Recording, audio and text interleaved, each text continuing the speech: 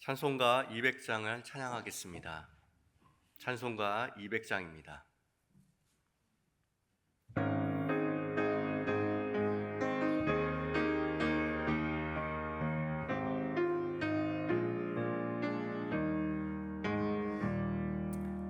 밝고 오묘한 그 말씀, 생명의 말씀은 귀한 그 말씀 진실로 생명의 말씀이 나의 길과 미는 밝히 보여주니 아름답고 귀한 말씀 생명샘이로다.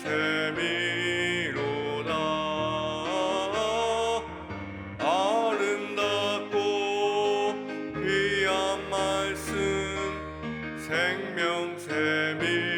생명샘이로다. 귀한 주님의 말씀은 내 노래 되도다. 모든 사람을 살리는 생명의 말씀은 값도 없이 받아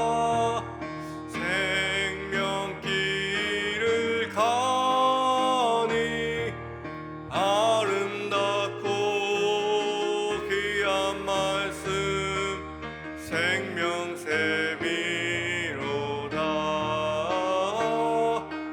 아름답고 귀한 말씀 생명샘이로다.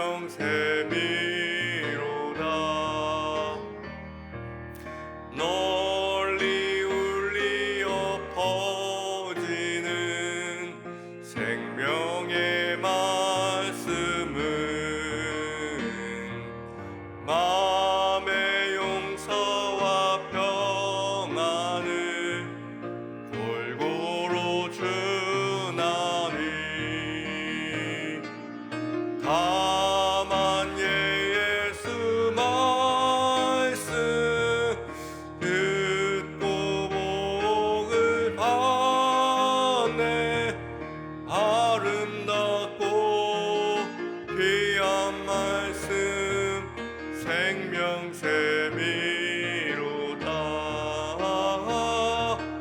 아름답고 귀한 말씀 생명샘이로다.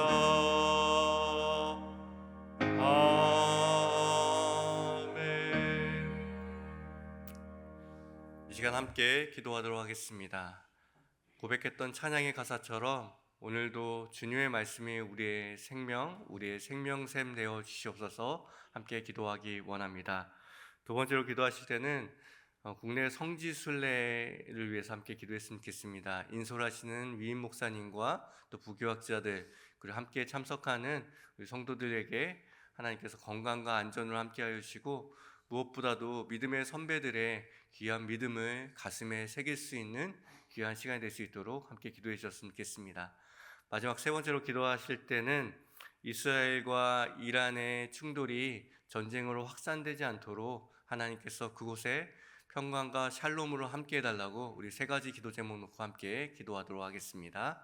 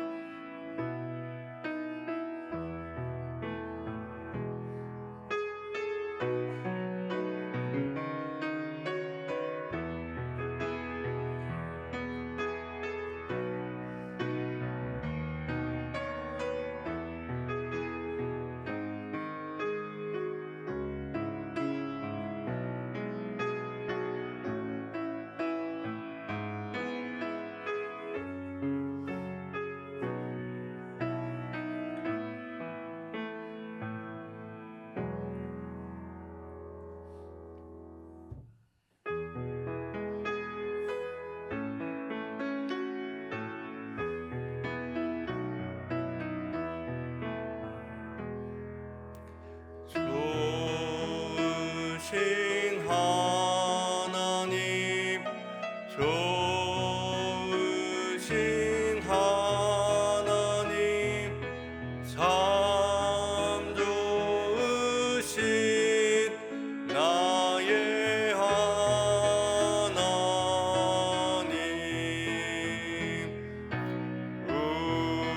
우리의 기도를 응답해 주시는 참 좋으신 나의 하나님,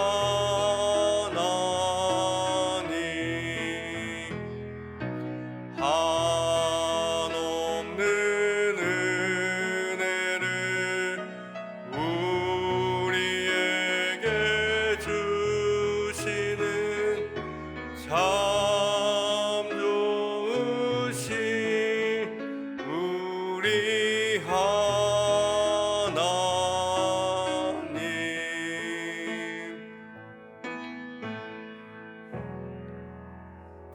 이 새벽에 우리에게 주시는 하나님의 말씀은 사무엘상 4장 1절부터 11절까지의 말씀입니다. 사무엘상 4장 1절부터 11절까지 말씀, 구약성경 413쪽에 있습니다. 하나님의 말씀을 저와 여러분이 교독하여 읽겠습니다. 제가 먼저 1절 말씀 읽겠습니다. 사무엘의 말이 온 이스라엘에 전파되니라. 이스라엘은 나가서 블레셋 사람들과 싸우려고 에베네셀 곁 진치고 블레셋 사람들은 아벡에 진쳤더니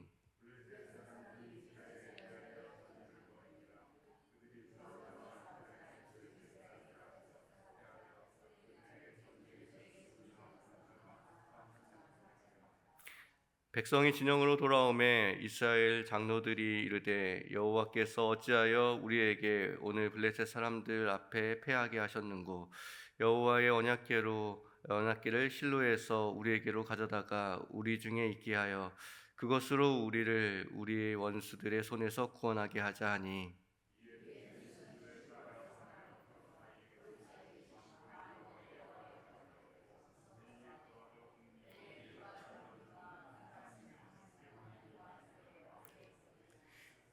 여호와의 언약궤가 진영으로 돌아올 때에 온 이스라엘이 큰 소리로 외치매 땅이 울린지라.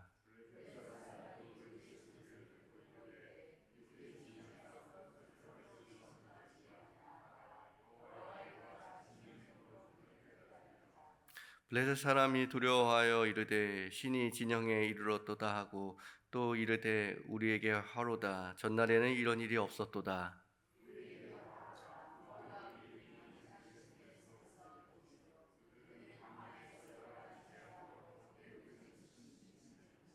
너희 블레셋 사람들아 강하게 되며 대장부가 되라. 너희가 히브리 사람의 종이 되기를 그들이 너희의 종이 되었던 것 같이 되지 말고 대장부 같이 되어 싸우라 하고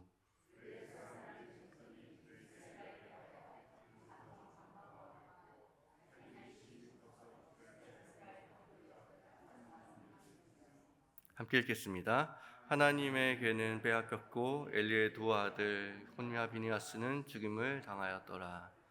아멘. 우리가 사는 세상을 한번 생각해 보십시오.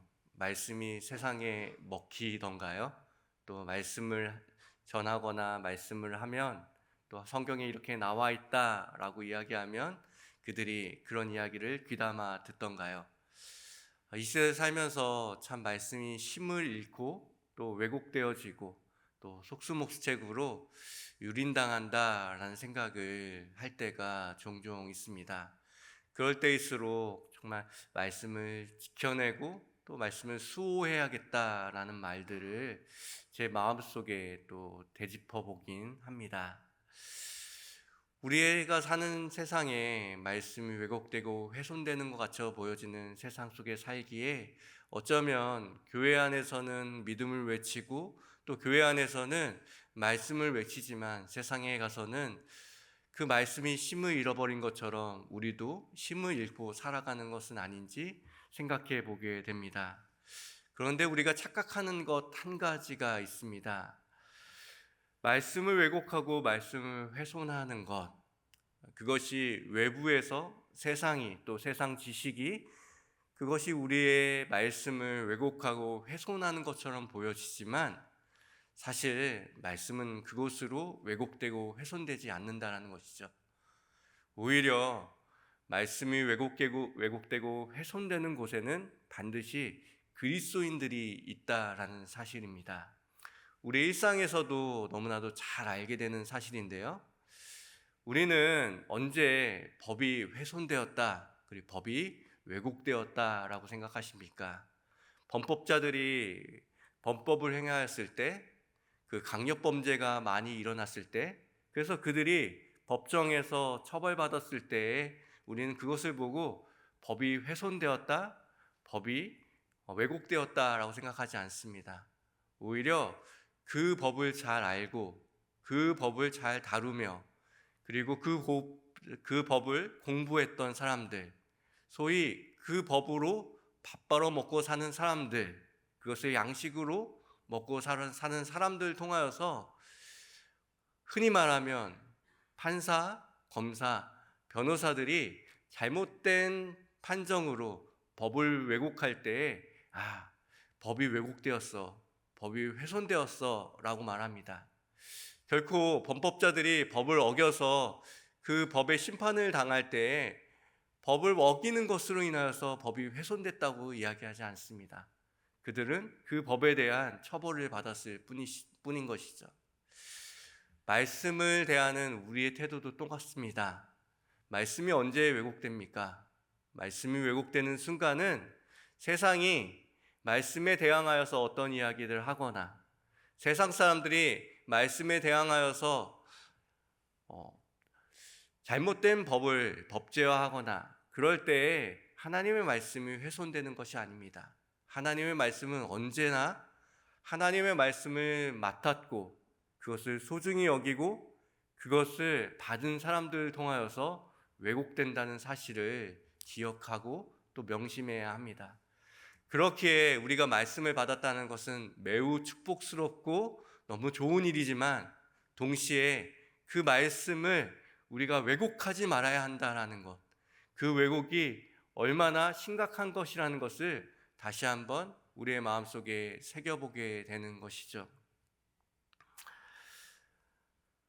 하나님의 말씀을 왜곡했던 수많은 사람들이 있습니다. 예수님 시대에도 말씀이신 그분이 이 땅 가운데 오셨을 때도 말씀을 왜곡하는 것은 세상의 이방 사람들이나 죄인들이 아니었습니다.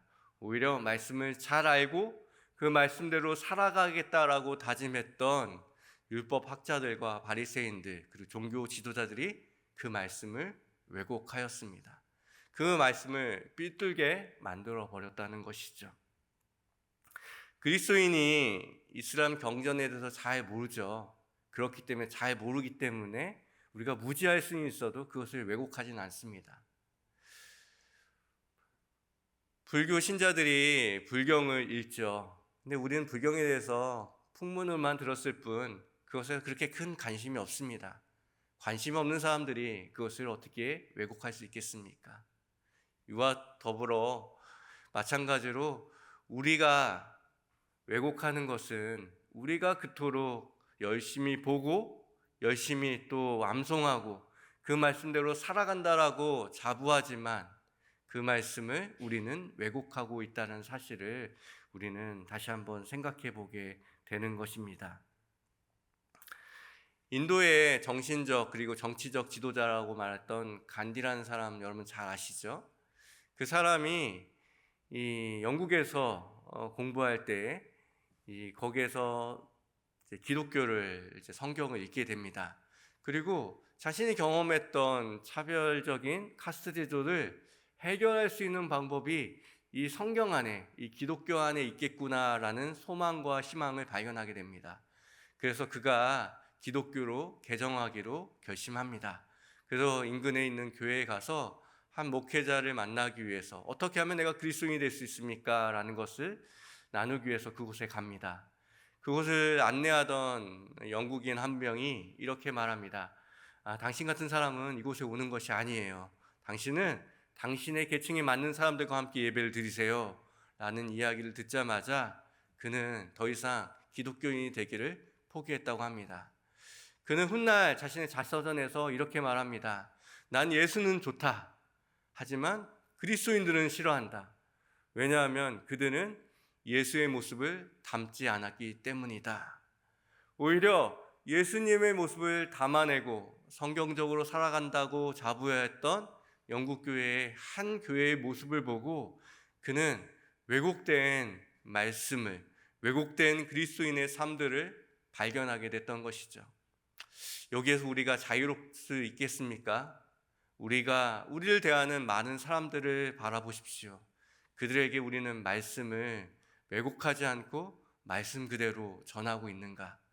나를 통하여서 나타나는, 내가 그리스도인이라고 말하는 그 순간에 말씀이 나를 통하여서 왜곡되지 않는지 다시 한번 생각해 봐야 할 것입니다.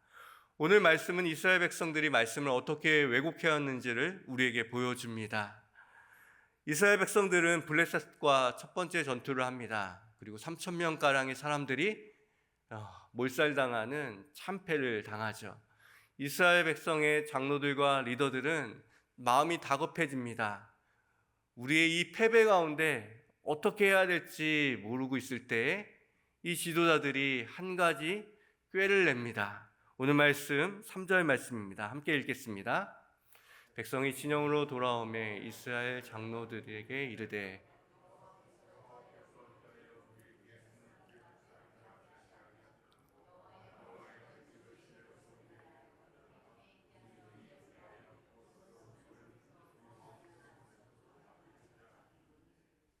얼핏 보면 이스라엘 백성들이 과거에 행했던 것처럼 자신의 군사력을 믿고 나아갔다가 패배하고 그제서야 마음을 돌이켜서 하나님의 말씀을 의지하고 기도하여서 돌아온 것처럼 보입니다. 하지만 실상은 그렇지 않죠. 오히려 하나님께 기도하지도 않았고 그리고 하나님의 말씀을 완전히 이해하지 못하고 곡해하고 왜곡했던 그들의 모습을 오늘 보여줍니다. 하나님의 언약궤가 어떠한 것입니까? 언약궤 안에는 세 가지 물품이 들어가 있습니다. 하나님의 언약궤, 그 두 돌판과 그리고 또 만나와 그리고 아론의 쌍난 지팡이가 들어가 있습니다. 이 두 돌판은 하나님께서 그 백성들에게 말씀하신다라는 것을 깨우쳐주는 상징물입니다. 그리고 만나는 이스라엘 백성들을 어떻게 공급하셨는지 그들의 공급자가 되어주시는 하나님을 보여주는 또 상징입니다. 그리고 아론의 쌍난 지팡이는 무엇입니까? 지팡이는 이스라엘 백성들을 구원하고 인도하여 나왔던 하나님의 임재를 상징하는 것입니다. 그 세 가지 물품을 작은 상자에 담아놓고 그것을 언약궤라고 불렀습니다. 그 언약궤는 어떠한 신비적인 능력이 있거나 아니면 그것이 어떠한 역사를 일으키는 대상이 아니라 하나님이 이스라엘 백성에게 어떤 분이셨는지를 정확하게 상기시키는 물품이었다라는 것이었죠. 그런데 이스라엘 백성은 지금 어떻게 하고 있습니까?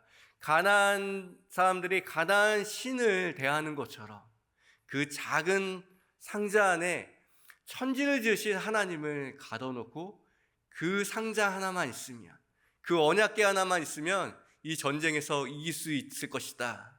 가나안적 사고로 말씀과 언약궤를 대하고 있는 것, 그것을 왜곡하고 곡해하고 있는 것을 우리에게 보여줍니다. 하나님의 언약궤는 어느덧 가나안 사람들이 행하던 미신과 같은 미신의 도구가 되어 버렸습니다. 미신이 무엇입니까? 여러분, 미신이 무엇인지 아십니까? 미신이 굿이나 아니면 점을 보는 것, 그런 것이 미신이라고 생각하십니까?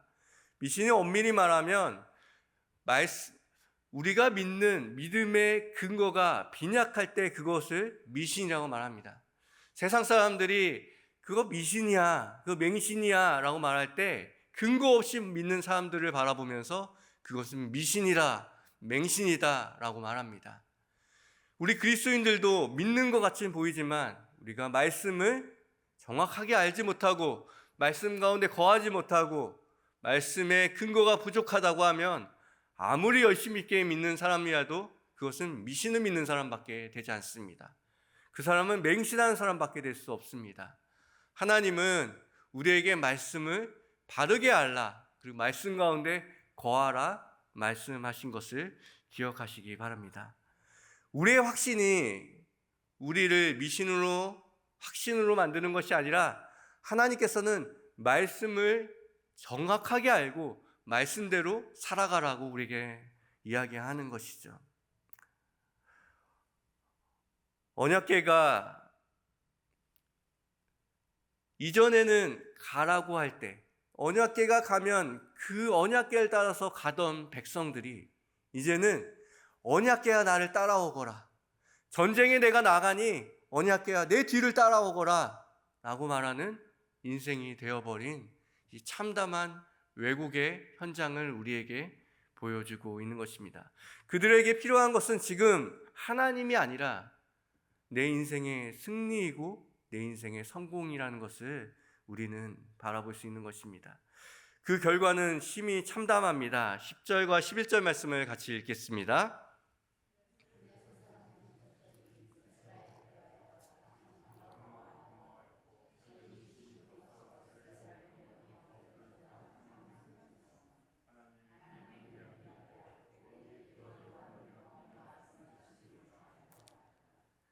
이제 3만 명의 사람이 죽게 되고 홈리와 비느하스도 제사장이었던 그들도 죽게 되고 심지어 언약궤도 빼앗겨버리는 참담한 일이 일어난 것이죠. 이스라엘 백성들에게 전무한 일이 일어난 것입니다. 우리가 직면하는 문제는 무엇입니까? 우리는 블레셋의 공격, 블레셋이 우리의 하나님의 말씀을 빼앗아가는 것처럼 보여지고 힘없이 그 말씀의 언약궤가 빼앗아가는 것은 보지만 우리가 말씀을 왜곡했다는 사실은 잊어버리고 살아갑니다. 말씀이 세상에 짓밟힌다라고 우리는 걱정하고 목소리를 외치지만 우리가 말씀을 왜곡한 것은 쏙 빼놓고 그것을 이야기하는 우리 자신을 보게 되는 것이죠. 인간은 언제나 하나님이 주신 말씀을 왜곡합니다. 말씀 그대로 받아들이는 것이 아니라 내 욕망에 비추어, 내 생각에 비추어, 내 경험에 비추어 언제라도 왜곡하려고 자꾸만 합니다. 창세기에 그 성경의 첫 페이지를 3장만 넘기면 하나님이 동산에 있는 중앙에 있는 선악을 알게 하는 나무를 먹지 말라, 반드시 죽겠다라고 말하는 그 장면 안에서도 하나님이 주셨던 그 첫 말씀에도 하와는 죽을까 하노라 라고 하면서 말씀을 살짝 비틀고 왜곡합니다. 그것이 우리의 삶 아닙니까? 오늘 우리에게 말씀이 전해져도 이것을 살짝 비틀어 내가 소화할 수 있는 말씀으로, 내가 이해할 수 있는 말씀으로, 내게 유익이 되는 말씀으로, 내게 유익한 말씀으로만 비틀려고 하는 것이 우리의 모습 아닙니까? 하나님은 말씀을 왜곡하는 사람들의 심각성에 대해서, 그리고 말씀을 왜곡하는 것은 세상과 블레셋이 아니라 하나님의 말씀을 받은 사람들이라고 우리에게 직접적으로 말씀하십니다. 아담과 하와만 그렇습니까? 그 이후에 이스라엘 백성들에게 하나님의 말씀이 주어졌지만, 그리고 하나님 말씀대로 살아가라고 선지자들을 통하여서 말씀하셨지만 백성을 무서워하고 왕을 두려워했던 거짓 선지자들은 무엇이라고 말했습니까? 평화가 있다, 평화다, 평안하다 라고 말하면서 이스라엘 백성에게 닥친 멸망을 외면하고 하나님의 말씀을 왜곡해 버렸습니다. 표면적으로는 이스라엘 백성들이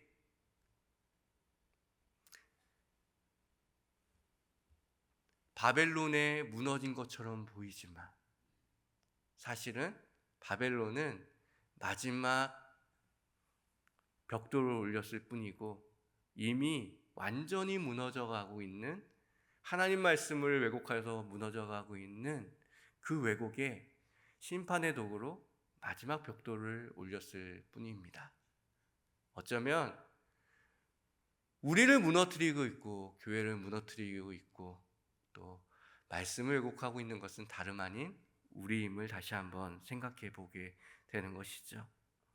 하나님 말씀이 왜곡되어 가진 것 같은 세상 속에서도 하나님은 하나님의 말씀을 가감없이 전하는 한 사람을 소개하는데요. 3장에 보면 이 사무엘을 이야기하고 있습니다. 오늘 말씀도 사무엘이라고 하면서 말씀을 시작하는데요. 사무엘이 살았던 시대는 말씀이 희귀하여 이상을 발견할 수 없었다, 보이지 않았다라고 말하고 있습니다. 그런데 이 사무엘이 하나님의 말씀을 듣습니다. 이 어린 사무엘이 하나님의 말씀을, 희귀한 그 하나님의 말씀을 듣습니다. 근데 그 말씀이 좋은 말씀이 아닙니다. 엘리의 집안이 망할 거라는 말씀입니다. 엘리의 집안이 이제는 끝나버릴 것이라는 말씀입니다. 누구도 전하고 싶지 않은 말씀이죠. 어떻게 그 당시에 종교 지도자였던 최고의 스승이었던 엘리와 그 제사장 가문에게 그런 이야기를 할 수 있겠습니까? 하지만 그는 가감 없이 왜곡 없이 그 말씀을 전합니다. 오늘 사무엘상 3장 18절과 19절 말씀 같이 읽겠습니다. 시작.